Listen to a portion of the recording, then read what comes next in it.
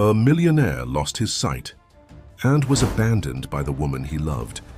Drowned in loneliness, he rejected any help without imagining that a young cook would change his life and help him regain his sight. Alexander Pierce stood at the floor-to-ceiling window of his penthouse office, gazing at the Manhattan skyline that seemed to bow before him. At 35, he had everything a man could desire: wealth, power, respect, and most importantly, love. The ring box in his pocket felt both heavy with responsibility and light with promise. Tonight, he would ask Victoria Hamilton, the woman who had captured his heart, to become his wife. "Mr. Pierce, the board members are waiting in the conference room." His assistant's voice crackled through the intercom, pulling him from his reverie. "Tell them I'll be there in 5 minutes, Sarah," he responded, adjusting his custom-made Italian suit. The morning sun caught his platinum watch, sending prismatic reflections dancing across the wall. Everything in his life sparkled like that. Perfect, precise, planned. If this story caught your interest, watch until the end and subscribe to the channel to receive all our exciting stories. Continuing. The boardroom fell silent as Alexander entered. 12 pairs of eyes followed his confident stride to the head of the table. This was his element, where he truly shined. Ladies and gentlemen, thank you for coming today. As you've seen from the quarterly reports, Pierce Industries has exceeded all expectations. He commanded the room with the ease of someone born to lead, presenting graphs and projections that painted a future so bright it was almost blinding. The company's new medical technology division was revolutionizing patient care, and their latest project, an innovative rehabilitation program, promised to change countless lives. Incredible presentation, Alex. Richard Montgomery, his mentor, and the company's former CEO, clasped his shoulder after the meeting. Your father would have been proud. Alexander's smile warmed at the mention of his father. Thank you, Richard. I learned from the best. Back in his office, he found a text from Victoria. Can't wait for tonight, darling. Le Bernardin at 8. His fingers flew across the screen. Wouldn't miss it for the world. Victoria Hamilton was everything he'd ever wanted in a partner. Elegant, intelligent, and from one of New York's oldest families. Their relationship had been the talk of Manhattan's elite circles, a perfect union of old money and new success. He could already picture their future together, a brownstone on the Upper East Side, summers in the Hamptons, winter holidays in the Alps. The afternoon passed in a blur of meetings and phone calls. At 6:30, Sarah reminded him of the time. Your reservation is at 8, Mr. Pierce. The car will be waiting downstairs in 30 minutes. Thank you, Sarah. Could you call the florist? Make sure they've delivered the roses to our table? Already done, sir. 3 dozen white roses, as requested. Alexander smiled. Efficiency was one of the many reasons he'd hired her. He gathered his things, slipping the ring box into his jacket pocket. The 4-carat diamond inside had been carefully selected. Flawless, just like Victoria. In the elevator, he caught his reflection in the polished doors. Dark hair perfectly styled, green eyes bright with anticipation, not a wrinkle in sight on his bespoke suit. Success looked good on him, as Victoria often said. The spring evening wrapped around him as he stepped out of the building. His driver, James, held the door of the black Mercedes open. Good evening, Mr. Pierce. Big night tonight? You could say that, James, Alexander replied, settling into the leather seat. As they merged into traffic, he rehearsed his proposal in his mind. He'd planned every word, every gesture. Victoria appreciated perfection as much as he did. His phone buzzed with another message from Victoria, wearing the blue dress you love. See you soon, my love. Alexander touched the ring box again, a gesture that had become almost compulsive. Throughout the day, everything was falling into place exactly as planned. The traffic moved smoothly, the city lights creating a romantic backdrop for what would surely be one of the most memorable nights of his life. James navigated through the streets with practiced ease, and Alexander closed his eyes briefly, savoring the moment. When he opened them again, the world had changed. Bright lights flooded his vision, a horn blared, and the last thing he saw before everything went dark was the flash of metal hurtling toward them. In that split second, as his perfect world tilted on its axis, Alexander Pierce couldn't have known that this was just the beginning. That sometimes life's greatest gifts come disguised as its cruelest twists of fate. That true love often finds us when we can no longer see it coming. The first thing Alexander became aware of was the antiseptic smell. Then came the soft beeping of machines, the whispered conversations, and the realization that something was terribly wrong. He tried to open his eyes, but the world remained dark. "Mr. Pierce?" A gentle voice broke through his confusion. "I'm Dr. Matthews. You're at New York Presbyterian Hospital. You've been unconscious for 3 days." Alexander tried to speak, his throat dry and scratchy. I can't see." There was a pause heavy with unspoken meaning. "Mr. Pierce, the impact caused severe trauma to your optical nerves. We've done everything we could, but..." The words washed over him like ice water. Terms like complete loss of vision and permanent condition echoed in his mind, each syllable hammering home the reality of his situation. He felt a small, warm hand grip his. Victoria's hand, he realized. She was there, but something felt different in her touch. "Alex, darling," her voice wavered. "We're all here for you. Your team of doctors is the best in the country." He turned his head toward her, voice desperate to see her face, to read the expression in her eyes. But there was only darkness. "The ring," he suddenly remembered. "Where's my jacket?" There was a ring. "Don't worry about that now," Victoria said softly, her hand slipping from his. "You need to rest." Days blurred together in the hospital. Alexander learned to identify people by their footsteps. Dr. Matthews's confident stride, the nurse's quick steps, Victoria's increasingly hesitant presence. His other senses began to compensate. He could tell time by the hospital routine, distinguish visitors by their perfumes and colognes, identify medications by the sound of pills rattling in plastic cups. Richard Montgomery visited regularly, his booming voice trying too hard to sound normal. "The board sends their best wishes, Alex. Everything's under control at the office. Focus on getting better." But Alexander could hear the uncertainty beneath the reassurance. How could he run a company he couldn't see? How could he lead board meetings, review contracts, or inspire confidence in investors? The empire he'd built was slipping through his fingers like sand. The doctors spoke of rehabilitation, of learning, to live independently. "There are excellent programs," Dr. Matthews explained. "You'll learn to navigate your environment, to read Braille, to use assistive technology." Alexander listened in silence, each word another blow to his pride. He who had once commanded boardrooms and shaped industries would now have to learn how to walk with a cane, how to dress himself, how to eat without making a mess. Victoria's visits grew shorter, her excuses more elaborate. "I have a charity event," or "Mother needs me for a foundation meeting." Her kisses became mechanical, landing slightly off target on his cheek or forehead. He couldn't see her face, but he could hear the strain in her voice, feel the tension in her brief embraces. One evening, after another day of physical therapy and psychological evaluations, he heard her familiar footsteps entering his room. But they were accompanied by another sound, the subtle click of her fingernails against her phone, a nervous habit she'd always had. "The doctors say you can go home next week," she said, her voice carefully controlled. "I've arranged for some modifications to the penthouse, handrails, audio systems, that sort of thing." "Come here," he said, reaching out into the darkness. After a moment's hesitation, she took his hand. Her fingers were cold. "Victoria, I know this isn't what we planned. I know it's not the future we imagined, but I need to know, are you with me?" The silence that followed seemed to stretch for an eternity. When she finally spoke, her voice was thick with unshed tears. "Of course I am, Alex. I need time to adjust. We all do." But even in his darkness, Alexander could sense the lie in her words. The woman who had been ready to say yes to forever was already halfway gone, retreating from a future she hadn't signed up for. The perfect life he'd built was crumbling, and he was powerless to stop it. That night, alone in his hospital room, Alexander Pierce faced the darkest truth of all.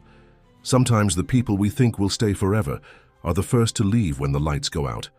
As he lay there listening to the quiet hum of medical equipment, he couldn't know that somewhere in his mansion, a light was about to enter his life from the most unexpected place. But first, he would have to learn that sometimes we must lose everything we thought we wanted to find what we truly need. Emma Sullivan stood in the gleaming kitchen of the Pierce mansion, carefully arranging fresh herbs on a ceramic plate. At 28, she was younger than most of the household staff, but her culinary skills had earned her the position of head chef 6 months ago. Now, as she prepared a welcome home meal for Mr. Pierce, she couldn't shake the feeling of unease that permeated the massive house. "He's coming home today," Mrs. Reynolds, the housekeeper, announced as she entered the kitchen. The older woman's usually pristine appearance showed signs of stress. "Miss Hamilton has arranged everything, but—" She trailed off, straightening an already perfectly aligned counter. "But—" Emma prompted, setting aside her herbs. "But she won't. Be here when he arrives. Another charity function, she says." Mrs. Reynolds' disapproval was evident in every syllable. Emma absorbed this information as she continued her preparations. She'd only met Alexander Pierce a handful of times before the accident, but she remembered a man who commanded attention effortlessly, whose presence filled every room he entered. The contrast between then and now felt sharp enough to cut. Through the kitchen window, she watched workers installing guide rails along the garden paths. The once purely ornamental garden was being transformed into a functional space for a man who would never see its beauty again. Something about that thought made her heart ache. "The staff meeting is in 10 minutes, Mrs. Reynolds reminded her. "Mr. Montgomery wants to brief everyone on the new protocols." The meeting was held in the servants' hall, where Richard Montgomery addressed the assembled staff. Emma listened as he detailed the changes. Nothing was to be moved without documentation. Verbal announcements were required when entering rooms, and most importantly, they were to maintain an atmosphere of normalcy. "Mr. Pierce doesn't want pity," Montgomery emphasized, his expression stern. "He wants to maintain as much independence as possible. Our job is to facilitate that while remaining unobtrusive." Emma noticed how he avoided the word blind, using phrases like "his condition" and "current situation" instead, as if naming it would make it more real. After the meeting, she returned to the kitchen, her sanctuary. As she worked, she could hear the subtle changes in the house: the installation of audio systems, the addition of textured strips on the floor, the removal of decorative items that could become obstacles. While preparing the vegetables for dinner, Emma's attention was drawn to a light coming from beneath the door leading to the basement. Curious, she set down her knife and went to investigate. The basement had always been off-limits to staff, but something about that light called to her. The stairs creaked softly under her feet as she descended. The basement was surprisingly well organized, with floor-to-ceiling shelves lining the walls. But what caught her eye made her breath catch: hundreds of medical journals, research papers, and books about experimental treatments for vision loss. Some were dated just weeks before the accident, others were clearly new additions. Someone had been researching treatments long before they were needed. "Miss Sullivan?" Mrs. Reynolds' voice from upstairs made her jump. "The car just pulled in. Mr. Pierce is home." Emma hurried back upstairs, her mind racing with questions about what she'd discovered. She reached the kitchen just as the front door opened. Through the serving window, she watched Alexander Pierce enter his home for the first time since the accident. He stood in the foyer, one hand gripping his guide's arm, the other stretched slightly forward. Gone was the confident stride, replaced by careful, measured steps. But something in his posture, the set of his jaw, the lift of his chin, spoke of a man determined not to be defeated.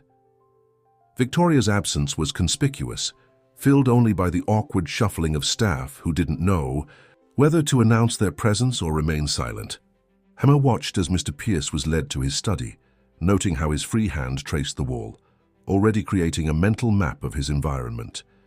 As she returned to preparing dinner, Emma found herself paying attention to details she'd never noticed before: the way sound carried through the house's long corridors, how the afternoon light created distinct temperature zones in the kitchen, the varying textures of the ingredients under her fingers.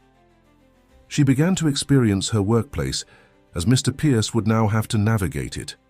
That evening, when she sent up his dinner, a carefully crafted meal designed to be easily navigated without sight, she included a small note in Braille alongside the regular menu card. It had taken her entire lunch break to learn how to write those few simple words. "Welcome home, Mr. Pierce." She didn't expect a response. In fact, she wasn't even sure he could read Braille yet. But as she cleaned up the kitchen that night, she couldn't help but notice that while the food was barely touched, the Braille note was missing from the returned tray. In the quiet of the empty kitchen, Emma realized that sometimes the smallest gestures could open the largest doors. She glanced toward the basement door, thinking about those research materials. There was more to Alexander Pierce's story than anyone knew, and somehow she felt drawn to uncover it, not out of curiosity, but out of a growing desire to help a man who seemed determined to face his darkness alone. Alexander sat in his study, surrounded by the ghostly shapes of furniture he could no longer see. The leather chair that had once felt like a throne now seemed to swallow him whole. Victoria's voice drifted through the speakerphone, each word carefully measured. "Darling, I'm so sorry, but the foundation needs me in London next week. It's just impossible to reschedule." "Of course," he replied, his voice neutral. "How long this time?" 10 days, perhaps 2 weeks. Mother insists I attend the Royal Opera House fundraiser while I'm there." A pause. "You understand, don't you?" He understood more than she realized. Each trip grew longer, each return more brief. The woman who had once filled his calendar with shared plans now filled it with excuses. "Will you at least have dinner with me tonight?" he asked, already knowing the answer. "Oh, Alex." Another pause, longer this time. "I have that dinner with the Ashworths. I told you last week, remember? But I'll try to stop by tomorrow morning before my fitting." After ending the call, Alexander stood carefully, counting steps to his desk. His fingers found the small brass clock there, a gift from Victoria last Christmas. Pressing the button, a mechanical voice announced 4:47 p.m. Nearly dinner time. The thought brought an unexpected comfort. Since returning home, meals had become one of his few pleasures. Each dish was a carefully orchestrated symphony of textures and flavors, arranged in consistent patterns that allowed him to eat with dignity. He'd never met the new chef, Emma Sullivan, Mrs. Reynolds had said, but her food spoke of understanding. He hadn't found anywhere else. In the kitchen, Emma was completing her preparations for dinner when she heard the commotion upstairs. Something had fallen, followed by the sound of breaking glass. Without thinking, she headed toward the noise. She found Alexander in the main hallway, surrounded by the remains of what had been a crystal vase. Water and roses spread across the marble floor, creating a hazard he couldn't see. "Don't move." "Mr. Pierce," she called out softly, not wanting to startle him. "There's broken glass everywhere." He stiffened at her voice. "I'm fine. Mrs. Reynolds can handle this." Mrs. Reynolds left early today, her grandson's school play. Emma moved carefully through the mess. "If you'll allow me, I can help you to the study while I clean this up." A muscle twitched in his jaw. "I said I'm fine. I don't need—" "Of course you don't," she interrupted gently. "But the roses needed water anyway. They'll be happier in a new vase." Something in her matter-of-fact tone made him pause. She wasn't offering pity, she was offering practicality.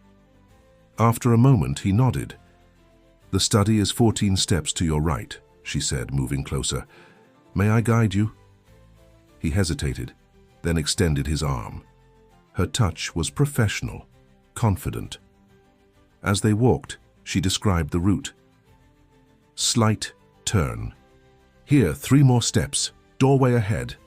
Once he was safely in the study, Emma returned to clean up the broken vase. Through the open door, she could hear him moving around the room, his steps more certain in the familiar space. That evening, she added a new item to his dinner tray, a detailed card describing the layout of each dish, written in both regular text and Braille. Roasted chicken at 6 o'clock, asparagus at 2, potato puree at 10. Fresh herbs garnish each item. When the tray returned empty hours later, she found a note in careful handwriting. The herbs were fresh thyme and rosemary, am I right? She smiled, writing back, "Excellent palate, Mr. Pierce. Tomorrow we'll try something more challenging." Over the next few days, a pattern emerged. Each meal came with its description and a small challenge, identifying specific spices, distinguishing different types of mushrooms, naming the vegetables in a complex soup. His responses grew longer, more engaged. Meanwhile, Victoria's promised morning visit never materialized. A text message arrived instead. "Darling, running behind schedule, will call from London. Love you." Alexander spent that evening in his study, listening to classical music while Emma prepared dinner. Through the kitchen window, she watched storm clouds gathering over the city. The weather matched the mood in the house, heavy with unspoken words and approaching change. As she arranged his dinner tray, Emma noticed something different about Mr. Pierce's posture when she passed the study. The defeated slump was giving way to something else, not quite his old confidence, but perhaps the beginning of a new kind. That night's dinner challenge was more complex, a dish inspired by his favorite restaurant, Le Bernardin. She wondered if he would recognize it or if the memory would be too painful. But when the tray returned, his note read, "Sea bass with artichokes. Eric Ripert would be proud, though your sauce has more character." A crack of thunder punctuated the moment, and Emma realized something important. While Victoria was flying away from the storm, she was standing firmly within it, watching a man learn to live again, one meal at a time. What she didn't know was that Alexander had spent the evening not just savoring his dinner, but also thinking about the mysterious chef who seemed to understand that healing could begin with something as simple as a perfectly seasoned piece of fish. For the first time since the accident, he found himself looking forward to tomorrow's challenges, both culinary and personal. The London trip stretched from 2 weeks into 3, then 4. Victoria's calls became shorter, her excuses more elaborate. Alexander spent his days learning to navigate his new world, finding unexpected comfort in the daily routine he'd established. The morning paper was now delivered as an audio file. His meetings were conducted via conference calls, and each meal brought a new culinary puzzle to solve. Then, on a rainy Tuesday evening, Victoria returned unannounced. "Alex?" Her voice echoed through the foyer, accompanied by the click of her heels on marble. "Darling, are you here?" Alexander was in the kitchen when she arrived, participating in what had become a daily ritual. Emma had been teaching him to identify ingredients by touch and smell, a practice that had started with their dinner notes and evolved into informal lessons. "The surface is smooth, slightly waxy," he was saying, fingers moving carefully over the object in his hands. "There's a slight give when I press. Is it an apple?" "Close," Emma replied, her voice warm with encouragement. "Try smelling it again." Before he could respond, Victoria's voice cut through the moment. "What's going on here?" Alexander straightened, suddenly aware of how domestic the scene must look. "Victoria, I wasn't expecting you until next week." Clearly, the word was sharp with disapproval. "I cut my trip short because I missed you, and I find you here, playing house with the help?" Emma quietly began gathering her things, but Victoria wasn't finished. "Really, Alex, what would the board think if they could see you now? The great Alexander Pierce reduced to kitchen lessons." "Miss Hamilton," Emma's voice was calm but firm, "Mr. Pierce has been making excellent progress in developing his other senses. It's an important part of his adaptation process." "And what would you know about it?" Victoria snapped. "You're just a cook." "Victoria," Alexander's voice held a warning, "Emma has been instrumental in helping me regain my independence, something you might have noticed if you'd been here." The silence that followed was deafening. Emma slipped quietly from the room, leaving them alone, but remained within earshot, concerned about the rising tension. "So that's what this is about?" Victoria's voice turned cold. "You're punishing me for maintaining my obligations, for having a life beyond these walls?" "No, this is about you running away from something you promised to face with me." Alexander moved carefully around the kitchen island, his movements more confident than they had been weeks ago. "Do you think I haven't noticed? The longer trips, The shorter calls, the constant excuses. I'm trying, Alex. God knows I'm trying. But this isn't what I signed up for. I was supposed to be a CEO's wife, not a caretaker. Is that all you see when you look at me now? Someone who needs to be taken care of. Victoria's silence was answer enough. While you were gone, Alexander continued, his voice steadier than he felt, I learned something interesting.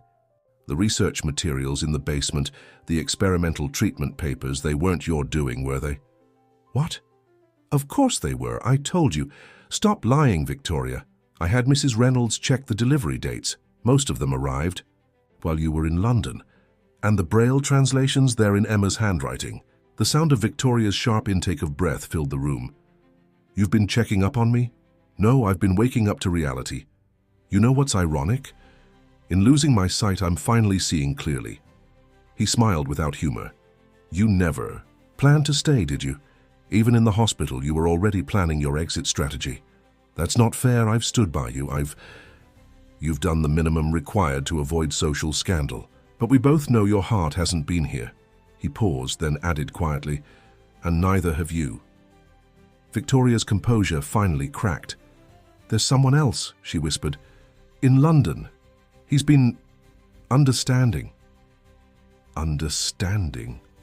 Alexander laughed, but there was no joy in it. Yes, I imagine it's very easy to be understanding from 3,000 miles away with someone who doesn't need to relearn how to live. Alex, please. The ring is in the top drawer of my desk. Take it. Consider yourself free of any obligation to be my caretaker. You don't mean that. You're just angry. No, Victoria. For the first time in months, I'm thinking clearly. Please leave. The sound of her heels retreated, followed by the opening and closing of drawers in his study. Minutes later, the front door closed with a final, heavy thud. In the hallway, Emma stood frozen, her heart racing. She hadn't meant to eavesdrop, but the intensity of the conversation had rooted her to the spot. She heard Alexander moving in the kitchen, followed by the sound of something shattering. Without hesitation, she returned to find him standing over broken pieces of what had been a wine glass. His hands were gripping the counter so hard his knuckles had turned white. The pear, she said softly. What? He turned toward her voice, confusion momentarily replacing anger. The fruit you were holding earlier. It was a pear. Asian pear, to be specific. Smooth, waxy skin, but firmer than an apple. She moved carefully around the broken glass. Would you like to try again? For a long moment he stood silent. Then slowly his grip on the counter relaxed. Yes, he said quietly. I would. And in that moment, something shifted in the air between them. It wasn't just about identifying fruits anymore. It was about picking up the pieces and learning. To trust again, one small lesson at a time. The weeks following Victoria's departure brought subtle changes to the Pierce mansion. The heavy silence that had permeated the house gave way to something lighter, more alive. Music often drifted from the kitchen, where Emma had begun teaching Alexander more than just ingredient identification. Keep your hand steady, she instructed one morning, guiding his fingers around a chef's knife. Feel the texture of the vegetable. The carrot surface will tell you where to cut. Alexander concentrated on the sensation beneath his fingertips. Like this? Perfect, Emma answered as he made a clean slice. You're a natural. These kitchen sessions had become the highlight of his days. Emma had a way of making each task feel like an achievement rather than a compromise. She never pitied him, never treated him as less capable. Instead, she constantly found ways to help him adapt. I never thought I'd be learning to cook at 35, he commented, carefully feeling for the next carrot. My expertise usually ended at reservations. Emma's laugh was warm, genuine. Well, Mr. Pierce, I'd say you've been missing out. There's something special about creating something with your own hands. Alexander, he corrected.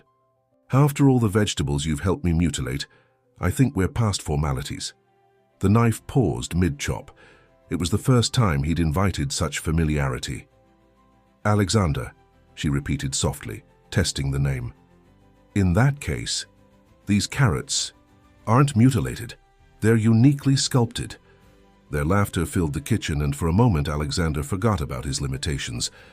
These moments were becoming more frequent, times when his lack of sight felt less like a prison and more like a different way of experiencing the world. One afternoon, as rain drummed against the windows, Emma found him in his study, running, his fingers over a Braille document. "Board meeting minutes," he explained before she could ask. "I'm finally getting faster at reading these." "That's impressive," she said, setting down his afternoon tea. "Most people take months to reach that level. I had a good teacher." He smiled in her direction, "though I'm still not sure how you learned Braille so quickly just to write those dinner notes." Emma felt warmth creep into her cheeks, grateful. He couldn't see her blush. "YouTube tutorials and lots of practice during my breaks. I wanted to help somehow." "You've done more than help, Emma. You've shown me possibilities when all I could see was limitations." He gestured to the space around him. "Did you know this room used to terrify me? All these books I couldn't read, art I couldn't see.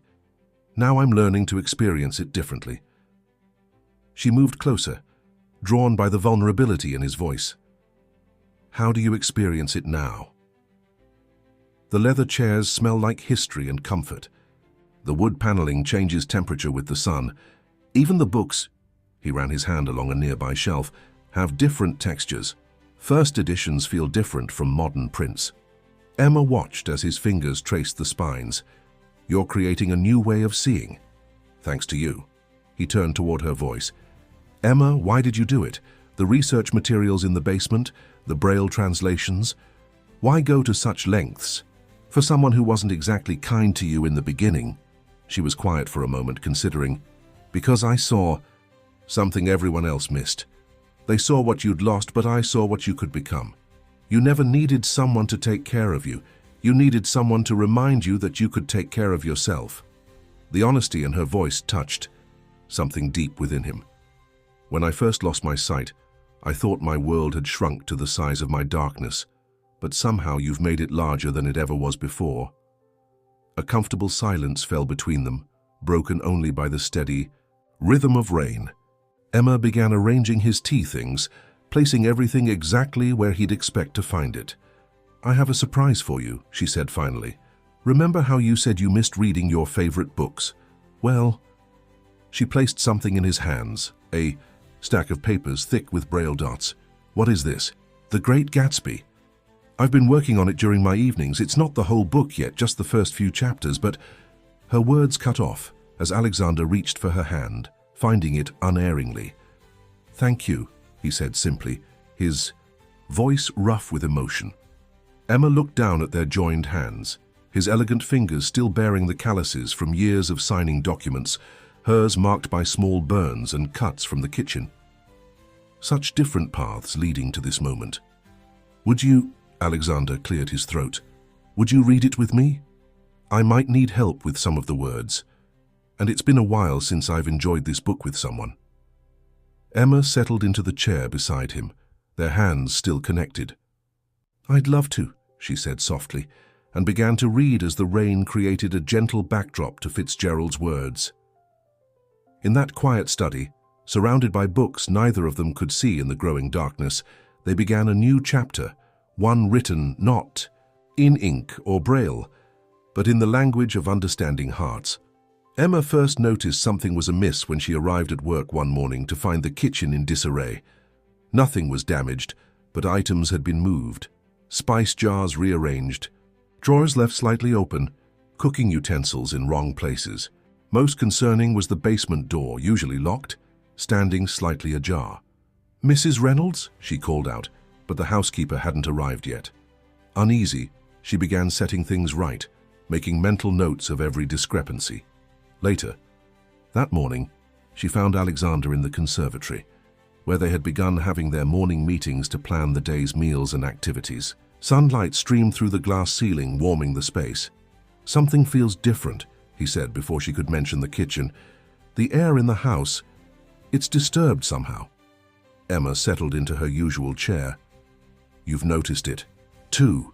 The kitchen was reorganized this morning, but not by any of the staff. "My study as well. Alexander's fingers drummed thoughtfully on his armrest.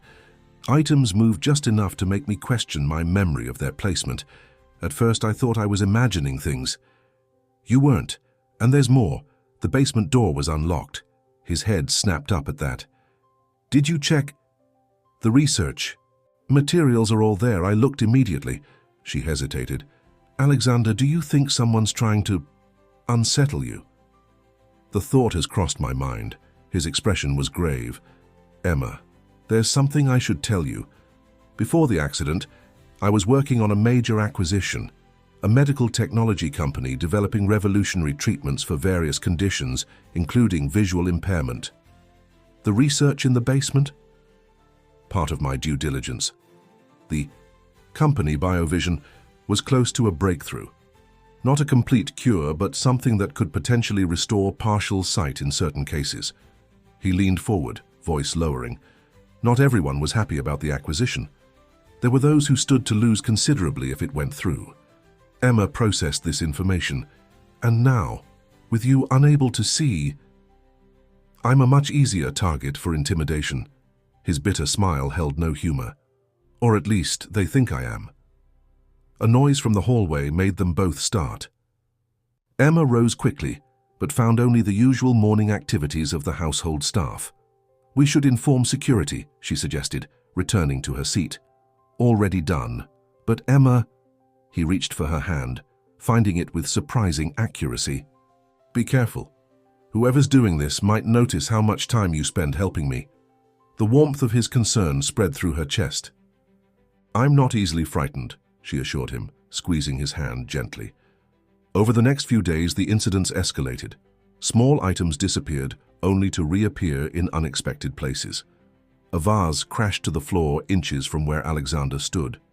The security system reported brief power fluctuations despite its backup generators. Emma began arriving earlier and leaving later, worried about leaving Alexander alone. She noticed him growing tenser, though he tried to hide it. His movements, which had become more confident over the past weeks, turned cautious again. One evening, as they worked together in the kitchen, Alexander had insisted on continuing their cooking lessons despite everything. Emma heard an unusual sound from above. The third floor, Alexander said quietly. Footsteps. That's impossible. No one's authorized to be up there. Emma started toward the door, but Alexander caught her. Don't. Security's already on their way. His grip was gentle but firm. I won't have you putting yourself at risk. The footsteps faded, and minutes later, security reported finding nothing unusual. But something had changed in the atmosphere between them. Alexander's hand remained on her arm, his thumb unconsciously tracing small circles on her skin. Tell me what you see, he requested softly. Emma looked around the warmly lit kitchen, their sanctuary. The sunset's making everything golden. Your coffee cup is steaming on the counter, 3 steps to your right. The dough we were working on has risen perfectly. Everything looks normal, safe. And you? Are you safe? The question held layers of meaning. I'm exactly where I want to be, she answered truthfully. He nodded, accepting her choice. Then we face this together, but we need to be smarter about it. His expression turned thoughtful.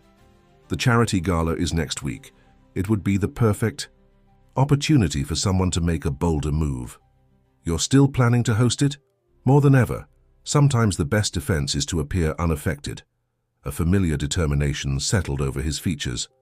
Besides, I have an excellent co-host who can be my eyes. Emma's heart skipped. Me?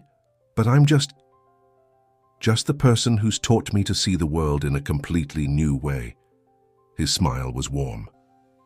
Emma, you're the only one I trust to help me navigate this, both the gala and whatever's coming next. As if in response to his words, a cold draft swept through the kitchen, making them both shiver. Someone had opened an exterior door somewhere in the house, letting in the evening air, and perhaps something else. They stood close together in the golden light, aware that their sanctuary might soon be breached. But in that moment, Emma realized that while shadows were gathering around them, Something else was growing stronger. A connection that went beyond helper and helped, beyond friendship, into territory neither of them had expected to explore. The question was whether they'd have time to understand it before whoever was haunting the mansion made their next move. The Pierce mansion hummed with activity as final preparations for the gala were underway. Emma stood in Alexander's study, helping him with his bow tie, a task he could manage alone but secretly enjoyed sharing with her. "The guest list is larger than expected," she reported, smoothing his lapels. "Over 200 confirmed attendees, including the board members and major shareholders. And our security measures? In place, every entrance is monitored and the staff has been thoroughly vetted." She stepped back to assess her work. "You look perfect." Alexander smiled in her direction. "And you? Did you find something suitable to wear?" Emma glanced down at her midnight blue gown, a far cry from her usual chef's attire. "Mrs. Reynolds helped me choose something appropriate, though I still think I should be in the kitchen supervising." "No," he said firmly. "Tonight, you're my co-host. The kitchen staff can handle the catering. I need you beside me." The warmth in his voice made her heart flutter. Over the past week, as they'd planned the gala together, something had shifted between them. Their touches lingered longer, their conversations grew deeper, and the air seemed to charge with electricity whenever they were alone. The first guests began arriving at 7. Emma stayed close to Alexander, discreetly guiding him through the crowd. She was amazed at how smoothly he handled himself, remembering voices and engaging in conversations as if he could see every face. "Alexander, my boy." Richard Montgomery's booming voice carried across the room. "Spectacular event, as always." "Richard," Alexander extended his hand confidently. "I trust you've met my co-host, Emma Sullivan." "The chef?" Montgomery's surprise was evident. "I hardly recognized you, my dear. Quite a transformation." Before Emma could respond, a familiar voice cut through the crowd. "Alexander, darling." Victoria Hamilton swept toward them in a cloud of expensive perfume, looking as elegant as ever. "The house looks wonderful. I've missed this place." Emma felt Alexander tense beside her. "Victoria, I wasn't aware you were back from London." "Just returned yesterday, and who is this?" Victoria's gaze fell on Emma, taking in her gown with barely concealed disdain. "Emma Sullivan," Alexander said proudly. "My partner in organizing tonight's event." Victoria's perfectly sculpted eyebrows rose. "How progressive of you. Though I must say, Alexander, having the help play hostess is rather unconventional." "Times change," Alexander replied smoothly. "Speaking of change, how's your friend in London, the understanding one?" Victoria's smile faltered. Before she could respond, a commotion near the main staircase drew everyone's attention. "Ladies and gentlemen," a harsh voice called out, "I hope I'm not too late for the party." Emma felt Alexander's hand tighten on her arm. "Marcus Jensen," he whispered, former head of research at BioVision. Jensen made his way through the stunned crowd, his disheveled appearance a stark contrast to the elegant gathering. "Quite an event, Pierce. Amazing how you maintain the illusion of control even now." Security began moving toward him, but Jensen held up a hand. "I wouldn't. Not if you want to know the truth about your accident." The room fell silent. Emma could feel Alexander trembling slightly beside her, though his voice remained steady. "What truth would that be, Marcus?" "That it wasn't an accident. At all." Jensen's laugh was bitter. "The acquisition was going to ruin everything, years of research, countless breakthroughs, all to be swallowed up by Pierce Industries. We couldn't let that happen." "We?" Alexander stepped forward, Emma moving with him. "Who else was involved?" "Oh, you'd be surprised." Jensen's eyes swept the room, lingering on certain faces that suddenly looked uncomfortable. "There were many who stood to lose if you succeeded. The timing of your incident was quite convenient for them." Victoria had gone pale, her champagne glass shaking in her hand. Montgomery was tugging at his collar, sweat beading on his forehead. The break-ins, Emma realized aloud. You were looking for the research documents. Jensen's attention snapped to her. The precious files hidden in the basement. Proof of what we were developing, what Pierce was trying to steal from us. But you, he pointed at Emma, you complicated things. Always watching, always protective. She saw what others missed, Alexander said quietly, including apparently betrayal from those I trusted most. Movement caught Emma's eye, Victoria trying to slip away toward the exit. At the same moment, Jensen reached into his jacket. "Security!" Emma called out, but she was already moving, placing herself between Alexander and whatever Jensen was about to reveal. What happened next seemed to unfold in slow motion. Jensen pulled out not a weapon, but a vial of clear liquid. The final test sample, he announced, the treatment that could have changed everything. His hand shook as he held it up. Too bad you'll never see if it works. He hurled the vial toward Alexander. Emma reacted instinctively, pushing Alexander aside. The vial shattered against the marble floor, its contents spreading in a harmless puddle. Security finally reached Jensen, restraining him as he laughed manically. "You should have stayed blind to it all, Pierce. Some truths aren't meant to be." "Scene!" As Jensen was led away, the crowd erupted in shocked whispers. Emma held Alexander steady, feeling his heart racing beneath her hands. "Are you all right?" she asked softly. He nodded, his hands finding her face. "You could have been hurt." "I wasn't about to let anything happen to you." She covered his hands with her own. "Not when you're finally learning to see again." Around them, the gala dissolved into chaos as police arrived and guests began to leave. But Alexander and Emma remained still, anchored to each other in the middle of the storm, both realizing that sometimes the clearest vision comes through the heart rather than the eyes. The key. Morning after the gala, the Pierce mansion felt different. Sunlight streamed through freshly cleaned windows, illuminating empty champagne glasses and fallen flower petals, evidence of how quickly celebration could turn to chaos. Emma found Alexander in his study, listening to news reports about Jensen's arrest. "They're calling it corporate espionage," he said as she entered, turning off the audio feed. "But it's more than that, isn't it?" Emma set down his morning coffee, taking care to place it exactly where his hand would find it. The police found documents in Jensen's possession. Records of meetings, encrypted emails. He wasn't working alone. Victoria knew. It wasn't a question. That's why she left so quickly last night. And Richard, his reaction when Jensen appeared? "The police want to speak with both of them," Emma confirmed, settling into what had become her chair beside his desk. "Victoria's not answering her phone, and Richard's assistant claims he's out of the country." Alexander's fingers found the coffee cup, wrapping around its warmth. "All this time I thought losing my sight was my greatest challenge. Turns out I was blind long before the accident." Emma watched as emotions played across his face. Anger, hurt, betrayal. Without thinking, she reached for his free hand. "You couldn't have known, couldn't I?" His bitter laugh held no humor. Victoria's sudden trips to London. Richard's insistence on handling certain accounts personally. I trusted them completely, never questioning their motives. "Because that's who you are," Emma said softly. "You see the best in people." "No."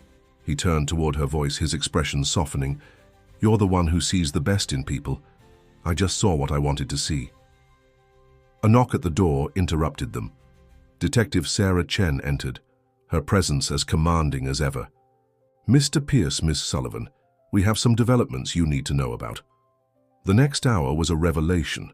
The detective laid out a complex web of deceit.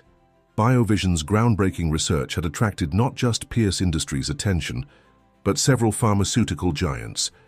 Victoria, it turned out, had been secretly dating the CEO of one such company, her understanding friend in London. "We found evidence that she was feeding him information about your acquisition plans," Detective Chen explained.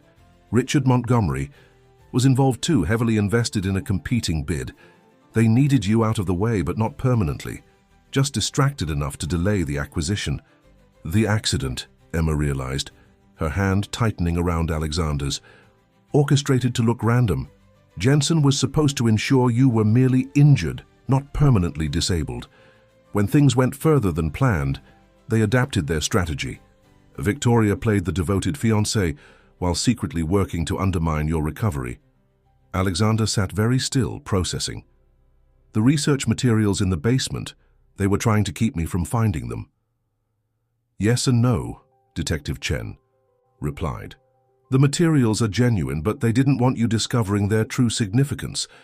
BioVision's treatment wasn't just promising, it was revolutionary, worth billions to the right buyer. And now? Emma asked, dreading the answer. The formula Jensen destroyed last night was the last viable sample. Years of research gone in an instant. Silence filled the study. Emma watched Alexander carefully, seeing the weight of these revelations settle on his shoulders. But instead of defeat, she saw something else in his expression. Determination. Detective, he said finally, what would you need to build a case against all involved parties? We have enough for Jensen, she replied. But Victoria, Montgomery, the others, they were careful. We need more concrete evidence. Alexander's lips curved into a slight smile. Then it's fortunate that I never fully trusted electronic security alone. He reached beneath his desk, fingers finding a hidden panel.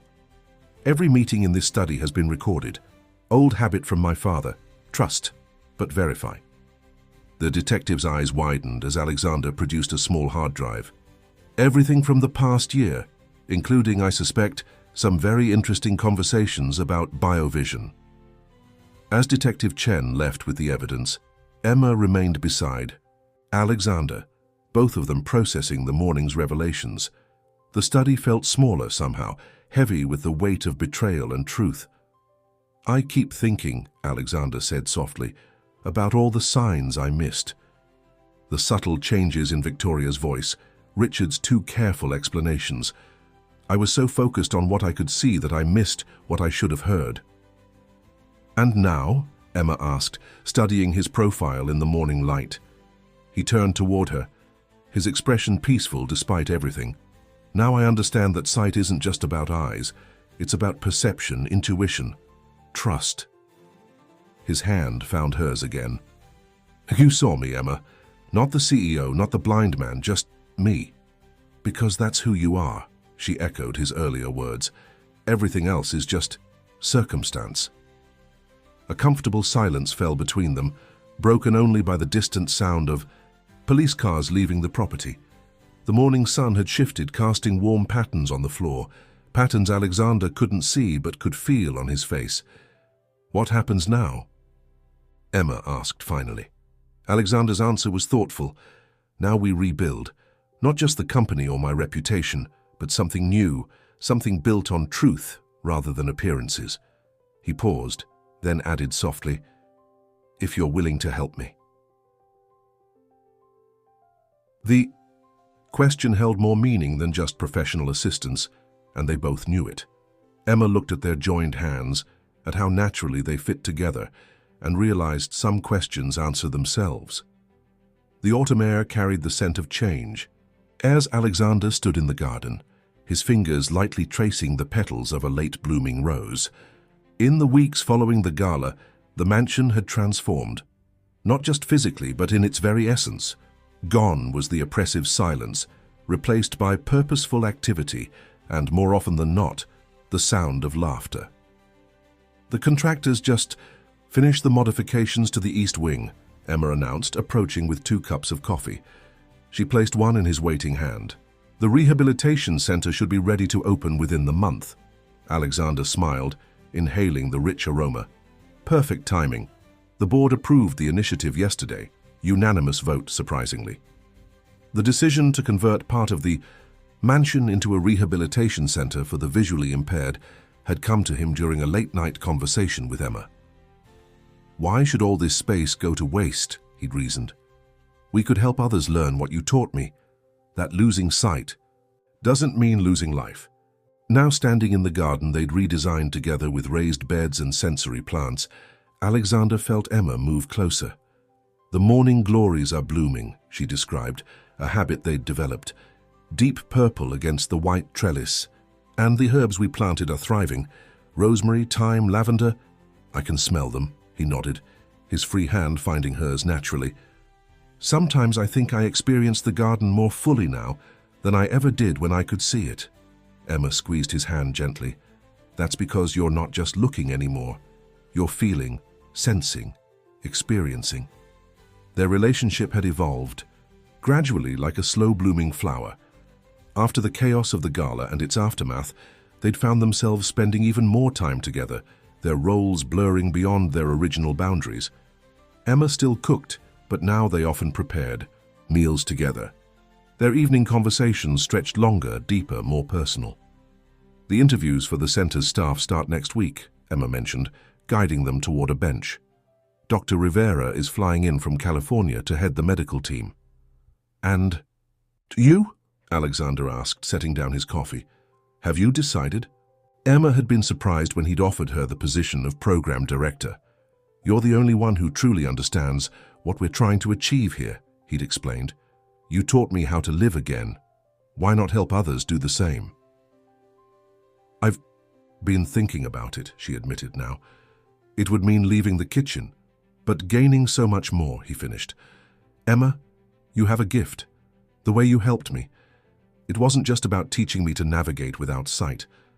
You showed me how to trust again, how to find joy in small victories, how to see beauty in different ways. She was quiet for a moment, and Alexander wished, not for the first time, that he could see her expression, but he'd learned to read her. In other ways, the subtle changes in her breathing, the way her hand moved in his. There's something else I need to tell you, she said finally. Remember those research papers we found in the basement?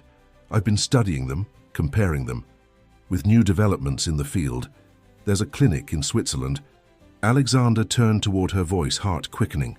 What are you saying? They're developing a treatment similar to what BioVision was working on. Early trials have shown promise in cases like yours. Her voice held careful hope. It's experimental, and there are no guarantees, but it's a possibility, he finished softly. Yes, a chance to restore partial vision at least. She hesitated. I know it's a lot to consider, especially with the center opening. Alexander silenced her with a gentle squeeze of her hand. Emma, do you know what I've learned these past months? That seeing isn't just about eyes, it's about understanding, feeling, connecting. He turned to face her fully. Would I welcome the chance to see again? Yes, but not because I need it to. Live fully. You've taught me that I already can. She moved closer and he could feel the warmth of her presence. So what are you saying? I'm saying that whether the treatment works or not doesn't change what matters most. The center will open. We'll help others find their way through the darkness. And you... His free hand found her face, fingers gently tracing features he'd come to know by heart. You'll be there showing them what you showed me, that sometimes our greatest strengths emerge from our greatest challenges. Emma leaned into his touch, and he felt the curve of her smile beneath his fingers. We'll be there, she corrected softly. Together. The garden around them buzzed with life. Bees visiting the late flowers, birds singing their autumn songs. The distant sound of construction as the east wing transformed. Alexander absorbed it all, this symphony of life he'd learned to appreciate in new ways. Together, he agreed, and in that moment, he didn't need eyes to see their future unfolding. Before them, bright, promising, and beautiful in ways he'd never imagined before his world went dark. Winter had settled over New York, coating the Pierce Mansion's grounds in a blanket of snow. Inside the study, Emma sat cross-legged on the floor surrounded by medical documents and travel itineraries. Alexander stood by the window, his fingers tracing patterns on the cold glass as he listened to her read. The initial consultation is scheduled for Monday morning, she said, shuffling through papers. Dr. Miller wants to run a complete series of tests before making any final decisions about the treatment. And the center's opening? Alexander asked, turning from the window. Everything's in place? Dr. Rivera has everything under control. The first group of residents will arrive 2 days after we leave. Emma smiled, watching him navigate the room with confident steps. She's already implementing some of your suggestions about the sensory garden. Alexander found his way to the sofa, settling beside her. "Our suggestions," he corrected gently. "This is as much your vision as mine." The double meaning wasn't lost on either of them. Over the past weeks, as they'd prepared for both the center's opening and the journey to Switzerland, their relationship had deepened in unexpected ways. Every evening spent reviewing medical documents turned into hours of conversation. Every planning session for the center became an opportunity to share dreams and fears. "I've been thinking," Emma said, setting aside the papers, "about what happens after Switzerland. Having second thoughts about the program director position." "No, not that." She took his hand, a gesture that had become as natural as breathing. "About us, about what you said in the garden that day." Alexander turned toward her voice, his expression softening. "Which part?" "About seeing not being just about eyes, about understanding and connecting." She paused, gathering courage. "I've been afraid to say this, but whatever happens in Switzerland, whatever the treatment's outcome, I need you to know something." "I'm listening," he said softly, his thumb tracing circles on her palm. "I fell in love with you," Emma confessed, her voice barely above a whisper. "Not because you needed help, not because I felt sorry for you, but because of who you are. How you faced every challenge with grace, how you never let bitterness take root, how you turned your struggle into a way to help others." Alexander sat very still, his face a canvas of emotion. "When did you know?" he asked finally. "I think it started that first day in the kitchen with the pair." She laughed softly at the memory. "You were so frustrated, but you didn't give up. You kept trying, and when you finally got it right, your smile, it lit up the whole room.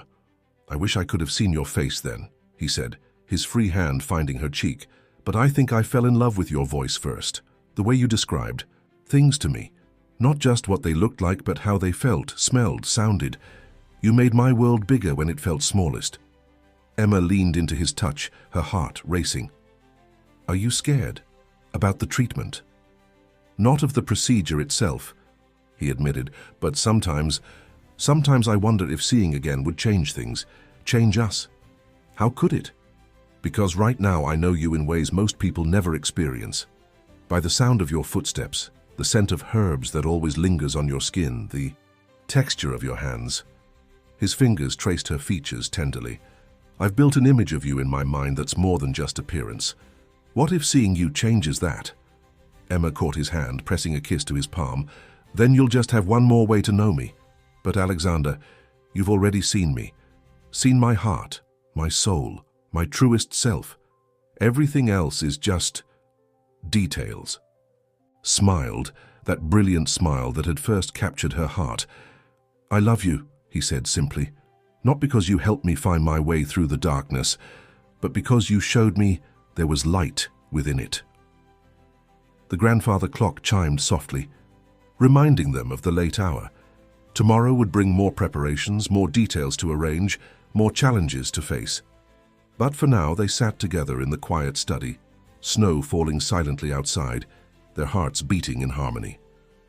"Tell me what you see," Alexander requested, a familiar game between them. Emma looked around the study, but her gaze kept returning to their joined hands. "I see two people who found each other in the dark. I see a future full of possibilities, whether you regain your sight or not. I see love that doesn't need eyes to understand its depth." "Perfect vision," Alexander murmured, drawing her closer. Outside, the snow continued to fall, each flake a promise of renewal. In 1 week they would board a plane to Switzerland, carrying with them hopes for restored sight. But in that moment, in the warmth of the study, they both knew that they'd already found something far more precious than vision. They'd found a love that transcended all physical senses, a connection that needed no light to flourish. The Swiss clinic stood nestled among snow-capped mountains, its modern architecture a stark contrast to the traditional alpine surroundings. Alexander and Emma had been there for 3 weeks, each day bringing new tests, new hopes, and new uncertainties.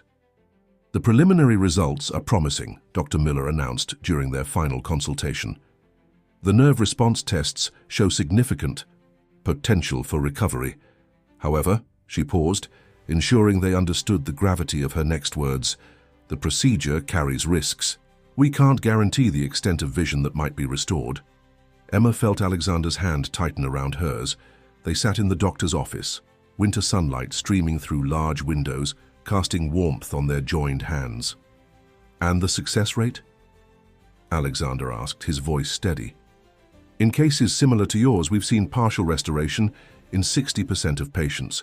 Complete restoration is rarer, about 15%. There's also a 25% chance of no improvement." "Doctor E." Muller's accent made her words sound somehow gentler. "The decision must be yours, Mr. Pierce." Later that evening, they stood on the balcony of their hotel room. The Swiss Alps surrounded them, their majesty lost to Alexander's eyes but felt in the crisp mountain air that swept around them.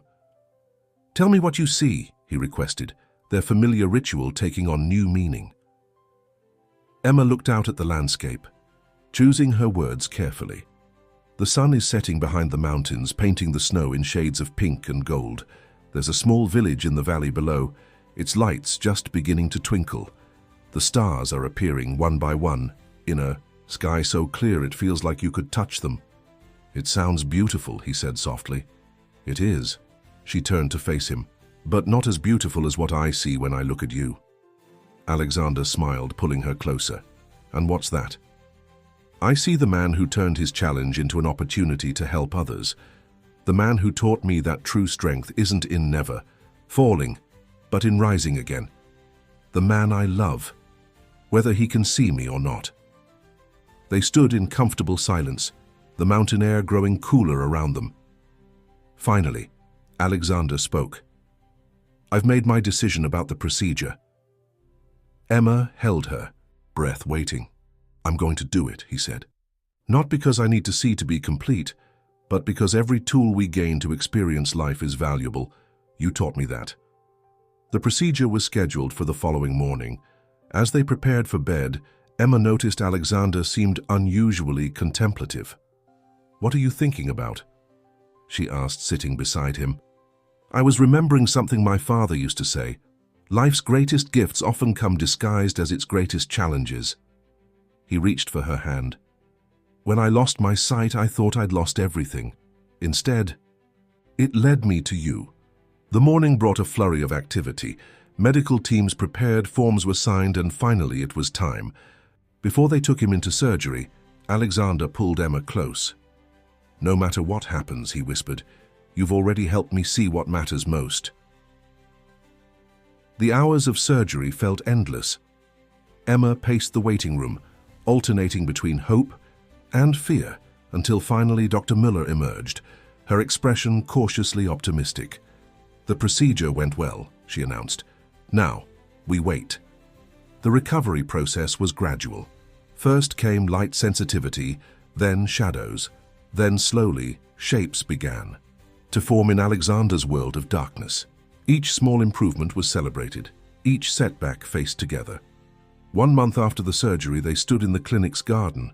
Spring was approaching, bringing with it the first hints of green to the alpine landscape. "Ready?" Dr. Müller asked, preparing to remove the final bandages. Alexander reached for Emma's hand. "Ready." The bandages fell away slowly. Alexander blinked, his eyes adjusting to the light. For a long moment he said nothing, simply taking in his surroundings with eyes that could now see shadows and shapes, light and dark. Then he turned to Emma, seeing her face for the first time. His hand reached up to trace her features, matching his touch memory with the image before him. "You're even more beautiful than I imagined," he whispered, tears in his eyes. "Though I've always seen you clearly, with my heart." Emma's own tears fell freely. "What else do you see?" Alexander looked around, wonder in his expression. "I see colors, shapes. It's not perfect vision, but it's more than I hoped for." His gaze returned to her. "But most importantly, I see our future. The center, helping others, building a life together, and it's more beautiful than any sight could be." 2 months later, they stood together in the garden of the Pierce mansion, now transformed into a thriving rehabilitation center. The sensory garden they'd planned together was in full bloom, filled with the sounds of people learning to navigate their new realities. Alexander's vision, though partially restored, would never be perfect.